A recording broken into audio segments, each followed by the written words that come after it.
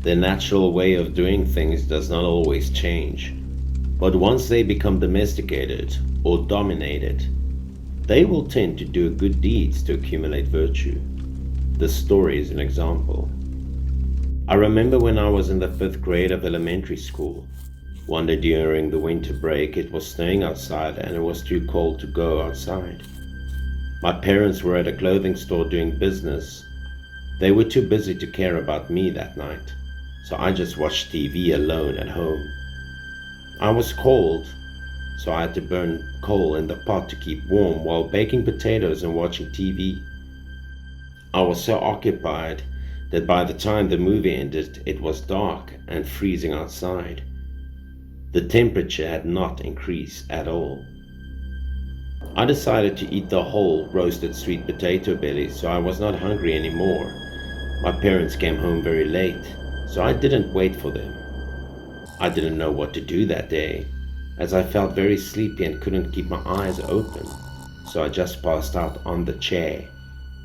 When I woke up, my parents weren't home yet, so I turned off all the lights and went into my room to sleep. Coal was still burning. It was cold. I didn't know how long I would sleep for, but I slept very well. The night was quiet. There was a sudden noise outside my room.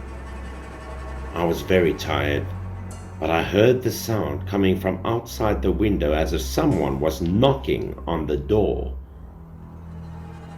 Because I was so sleepy, I couldn't wake up immediately, and after a while, I heard the sound of chickens in the yard scattering as if someone was chasing them. I thought my parents were coming back home, so I didn't care. I just thought that they would wake me up after the meal was prepared.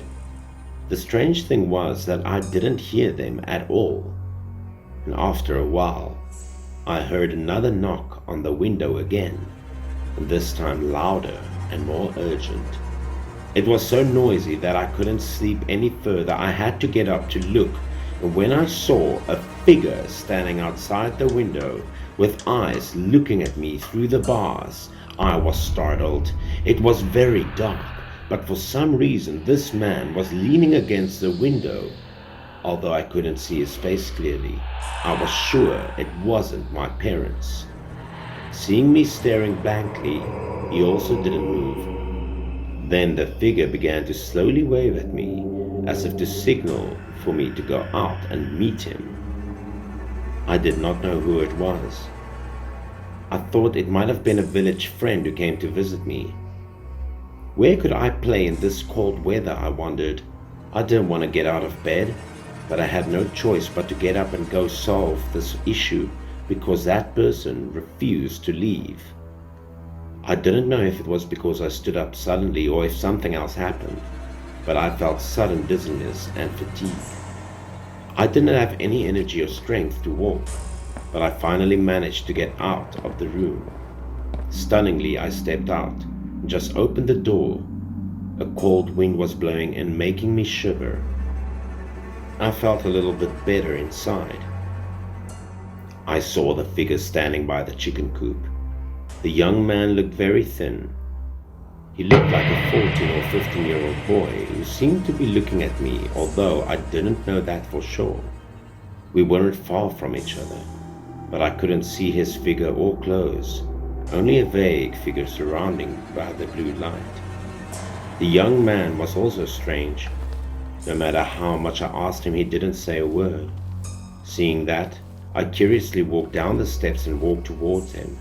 I wanted to see who he was and what he came for, but as soon as I stepped down the stairs, I felt my whole body lose all strength, paralyzed in the snow. After falling to the ground, my face turned to the sky. I could only feel my eyes spinning. And at the moment, I saw a short figure holding a chicken in his hand. He came to my side and looked down at me slowly.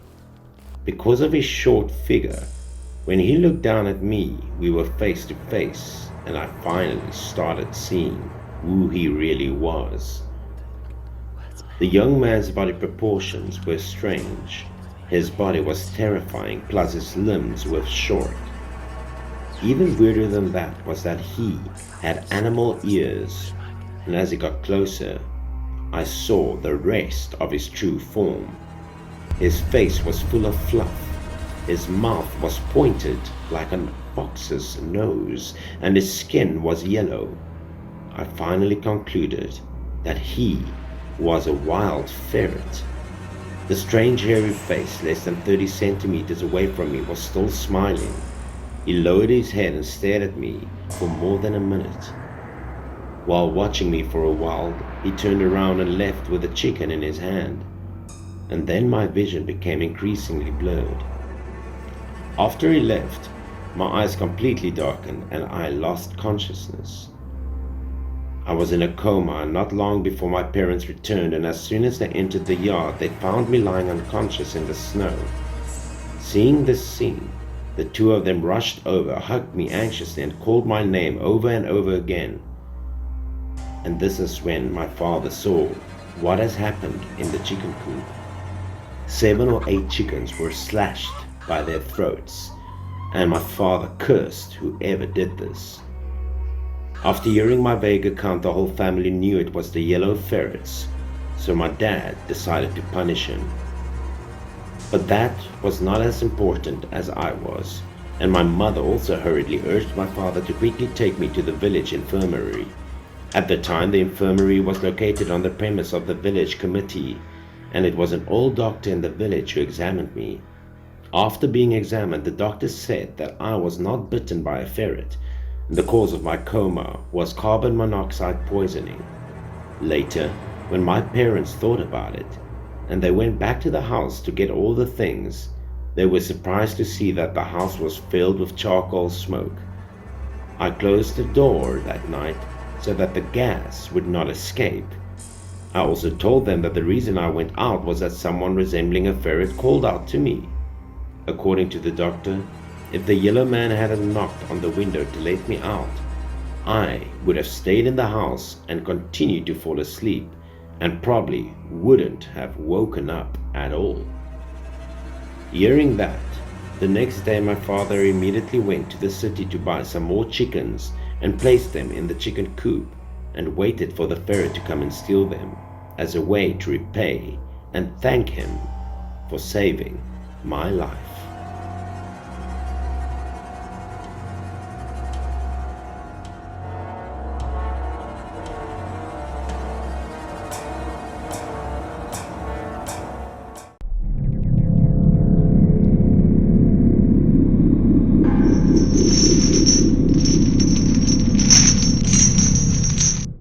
My father once told me a story.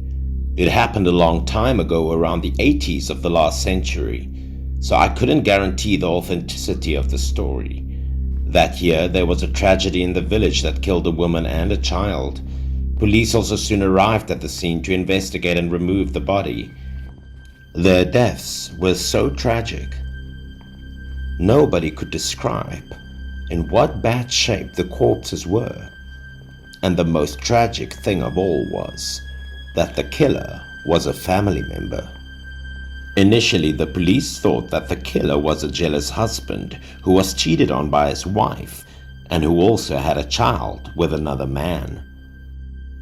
Unexpectedly, when they investigated and took the perpetrator's testimony, they found that this person's family relationship was extremely good. There was no conflict that could lead to such a tragedy. However, the interrogation of police statements was not difficult. The killer felt guilty. He collapsed, so he didn't hide anything. The police didn't ask too much, but the perpetrator himself confessed and explained everything in a great detail. According to his testimony, the case took a more thrilling turn than people would ever imagine. The killer, surnamed Sato, named Kanai, is a farmer and has more than a dozen rabbits in his house. Although his family is not rich, he is considered the wealthiest man in the village. But that year, he was a bit unlucky. He just moved to an area near the mountains to expand his rabbit farm, but the rabbits, one by one, got lost. After many days of observation, Kanai discovered that the one who regularly stole his rabbits was a white fox. To protect his rabbits, Mr. Kanai spent a fortune building a high wall, buying an iron fence around the yard, but unfortunately this proved ineffective. The fox was very clever. It always tried to sneak in and steal pets. Whenever Mr. Kanai discovered it, it found a way to escape again. This made Kanai extremely angry, and he decided not to give up until he caught this very fox. I heard from my father that he bought some serrated traps to trap the fox. Although he was afraid of harming his rabbits, he still thought that the light rabbits were not enough to activate the trap, but the big fox could do it. In the evening, Mr. Kanai quietly set traps in some corners around the rabbit cage. When you have to endure a loss a few times, human personality would gradually become more apparent and ill-behaved. But at that time, Mr. Kanai only wanted to catch 1 or 2 foxes to deter other foxes, so they would not dare to come and steal rabbits anymore. But when everything started, it was hard to say which direction the story would go. The night Mr. Kanai set the trap, everything went his way. The next morning, when he went to the rabbit's cage to check, he saw the thief lying on the ground. He shouted with joy that he had caught the big white fox. This trap was also extremely powerful, causing the fox's legs to be clamped so that it could not be pulled out. After losing so much blood, the big fox had died. By morning, it was just a lifeless corpse. Mr. Kanai was very happy about catching the fox, but even though the fox meat was not for eating, its fur was indeed very beautiful, and he immediately thought of selling it to make some money. A piece of fox fur could buy a dozen more rabbits, and Mr. Kanai rejoiced at the big profit. The scene of the fox skinning I won't tell either, because everyone can imagine how gruesome it is when you skin some animal. And then the foxes began to fear him. They no longer dared to go back and steal rabbits. It was exactly what he originally intended, but he had then become more ambitious. An old farmer like Mr. Kanai suddenly tasted the joy and the sweetness of revenge, so he thought more boldly, even a little bit more evil. To catch the fox, Mr. Kanai did all sort of things. He used chickens and ducks as bait. One day he even went to the mountains to set traps. The number of foxes he caught was great. In this way, within just a few short months, the number of the fox population was significantly reduced due to his uncontrolled nature and capturing of all the foxes in the area. He killed countless foxes, both pregnant and still immature, and he almost killed all of them. Only a few strong foxes was able to escape. As a result, his rabbits were no longer stolen, and he was delighted within his heart. He made himself a shirt made of fox fur, and he was always happy to be admired by people, and he could sell it for a lot of money. Everyone else followed him to hunt foxes, and it was time for him to pay for what he did. One night, Mr. Kanai had to get up early to take care of his rabbits. After finishing feeding the pets, he was about to enter the house when he saw a black figure standing on the top of the wall. The black shadow made Mr. Kanai curious. He turned around and saw that it was a white, furry fox looking straight at him. This fox was very large, with light blue eyes. At first, Mr. Kanai just thought this could be an ordinary fox. It seemed that because of hunger, he went down the mountain to steal food. Mr. Kanai's anger rose. He took the pickaxe and ran to chase the fox down. But the pickaxe was missing. The big fox also disappeared quickly.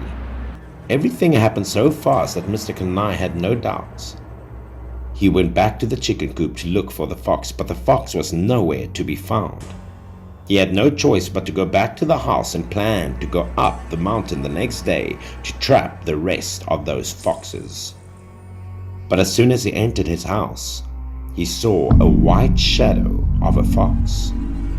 Turns out it had ran into his house and was standing on top of his bed. At this time, when it saw him enter, it suddenly opened its mouth to bite the neck of Mr. Kanai's wife. He was originally eager to win. He wanted to kill the fox, so he didn't think much of it. He took the pickaxe and smashed it down, but in the blink of an eye, the white fox was gone.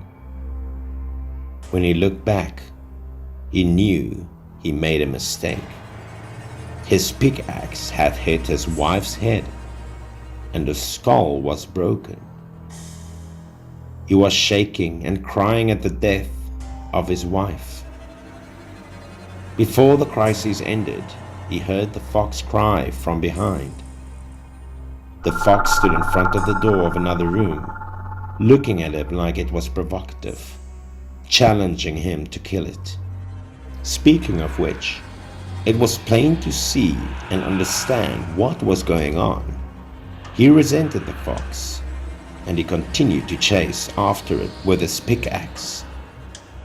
The only thought left in his mind was to kill the fox for revenge. So when the fox jumped on his head and tried to bite his son, he made the mistake once again. Mr. Kanai didn't hesitate to try and hit the fox with his pickaxe. And then the fox disappeared in an instant, and his son was then killed by him on the spot, just as he had done with his wife. After this investigation, Mr. Kanai was taken to be assessed for mental illness, and as a result, he was a very ordinary person, but was still sentenced to death without any pardon or anyone believing his story.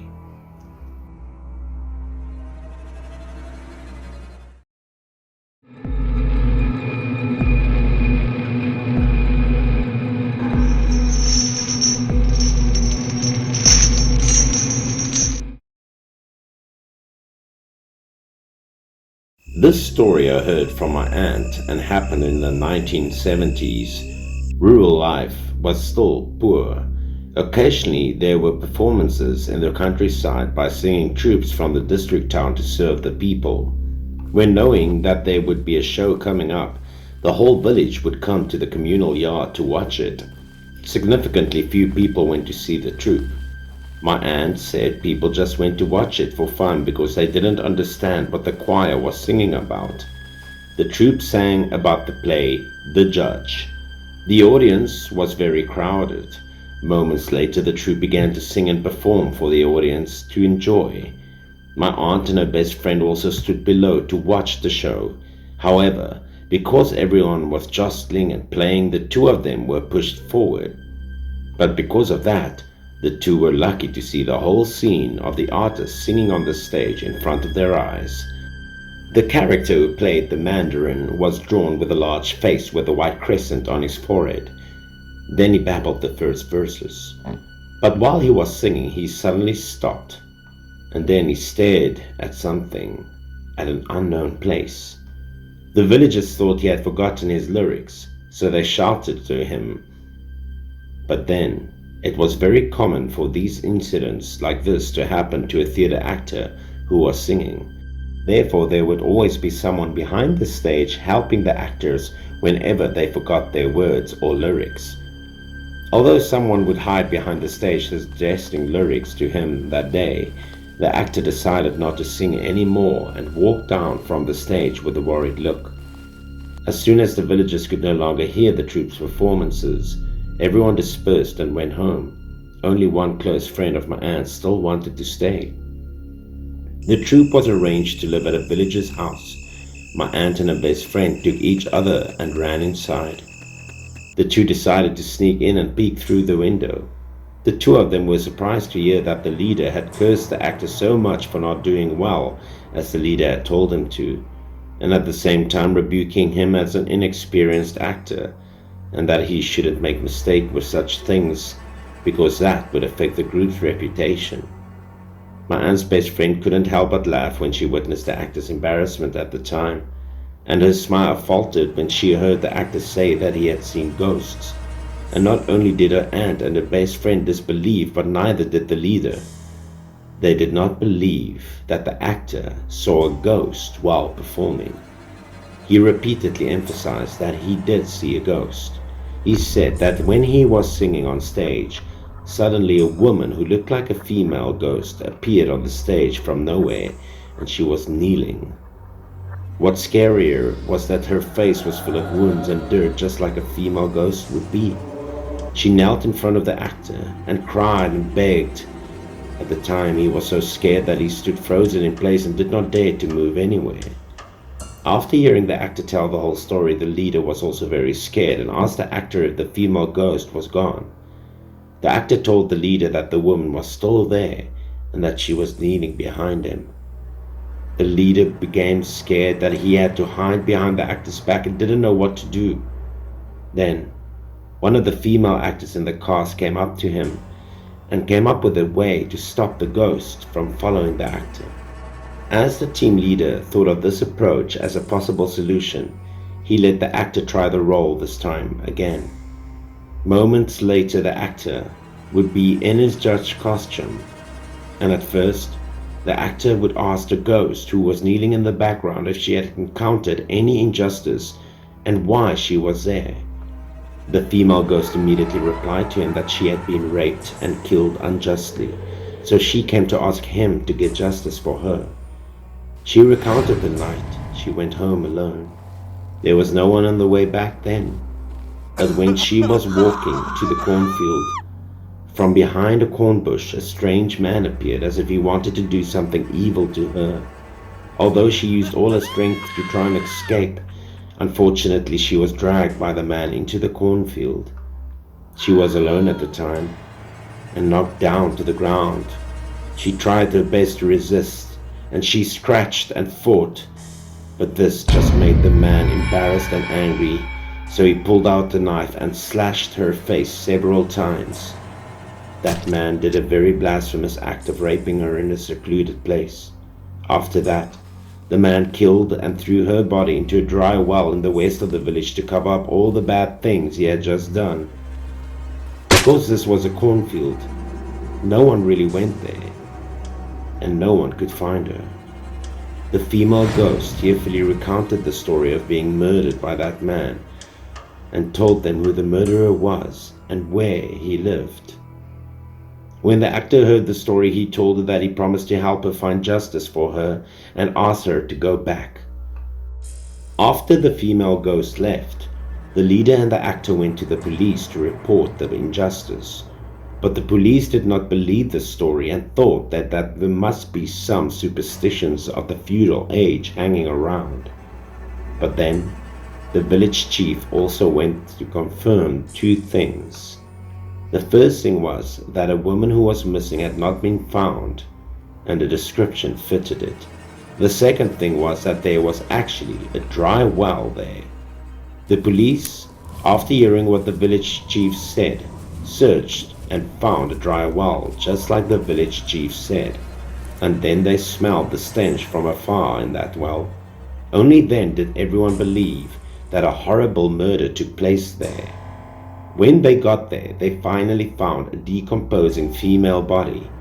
The missing girl was the daughter of a house in the village. Immediately afterwards, they followed the address given by the female ghost and found the house of the person who murdered her. They gave the man to the police to handle to regain justice for the girl who had been unjustly abused for so long. That day, the killer was arrested. My aunt and her best friend went to see it. The killer was also a resident of the village, and when he was arrested, he still had scratches on his face from the struggling with the victim who was now a ghost. From there, the police tried to prosecute him easily, and this play, The Judge, has been famous and widely circulated for many years because of it.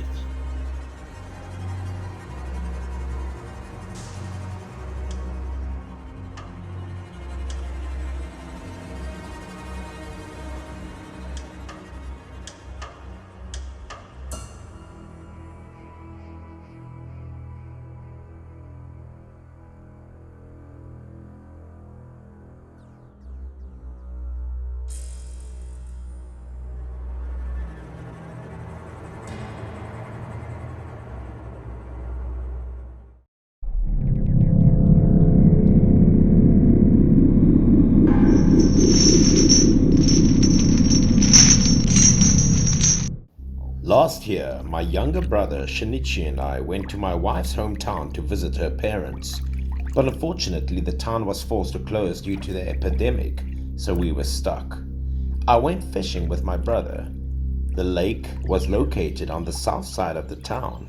I heard that this lake used to be used for fish farming, but it had recently become an abandoned one. Shinichi and I decided to fish here that day because it was located far away from people's houses, undetected by anyone. Fishing took patience, but once you caught a fish, you were always as happy as the New Year's party, so we spent the afternoon fishing all day. We were so immersed in fishing that we forgot the time. Before I knew it, it was already past the afternoon and the sky was getting darker. We had a good harvest that afternoon, but I still didn't want to go home. I wanted to stay and fish a little longer. When I glanced into the distance under the reflection of the water, I vaguely saw two people standing in front of the house next to the lake. Because of the epidemic, no one came here but us. I didn't even see a single person pass by all day. When I suddenly saw someone standing on the dam, I unconsciously turned my head in that direction, wondering if they were the keepers of the lake. But when I looked back, I saw that the top of the dam was empty. The thing confused me a bit. Shinichi saw that I was looking at the top of the dam in confusion, so he also looked up, but unfortunately, we couldn't see anything. After hearing what I said, he once again glanced into the direction, and then confirming that there was nothing important, he didn't care anymore and continued fishing. I started staring at the fish again, but for some reason, I always felt a pair of eyes staring at me from the side of the house on the dam. As if something urged me on, I couldn't help but look back. As I looked back, there was no one there but the dark old house. I took a closer look at the house and thought to myself that maybe there was a man in the old house, but because it was so dark inside, I couldn't see anything at all. I didn't care much about this, but then I looked again at something floating in the water. As we waited for the fish to bite, Shinichi caught another one. At first I was happy, but in my heart I always felt nervous and worried about something. This time I didn't look back at the actual house's picture, but looked at its reflection in the water. The moment I looked at the water and saw a shadow, I got so scared that I almost threw my fishing rod into the water.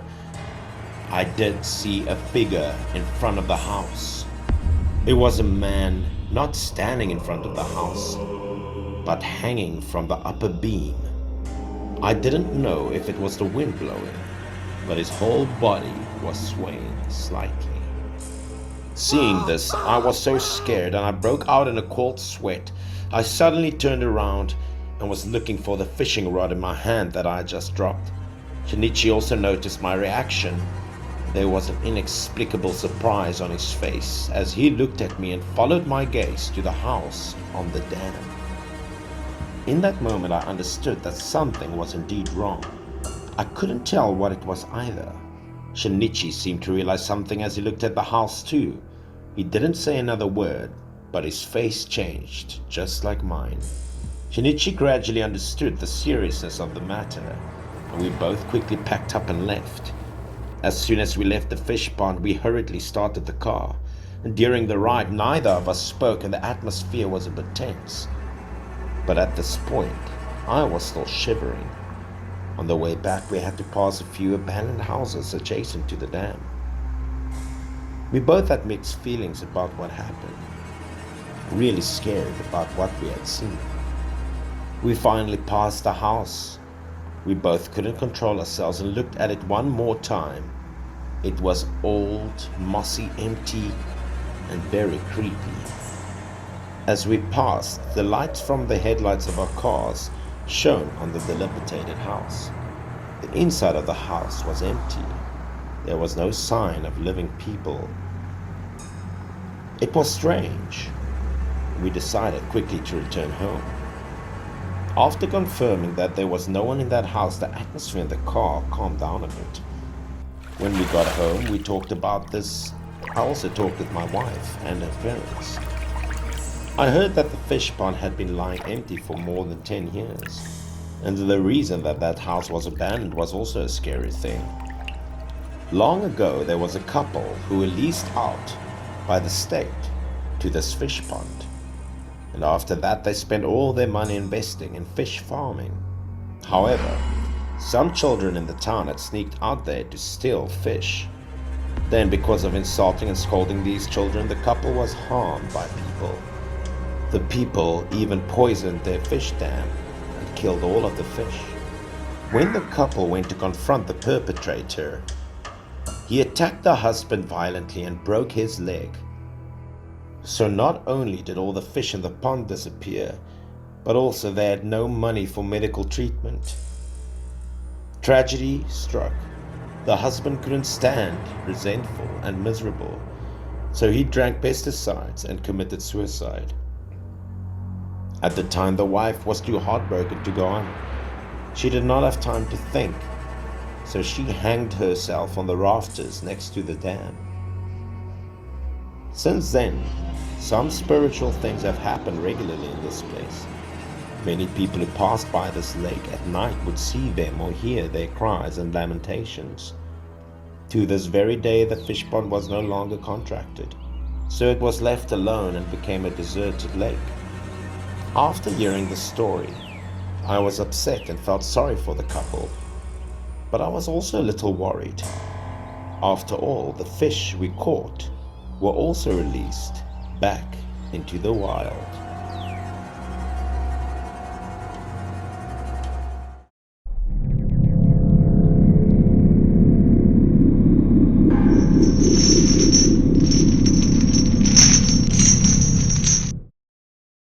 The story that I'm about to tell you is from my personal experience, and even though I don't remember all the details, it is 100% truth.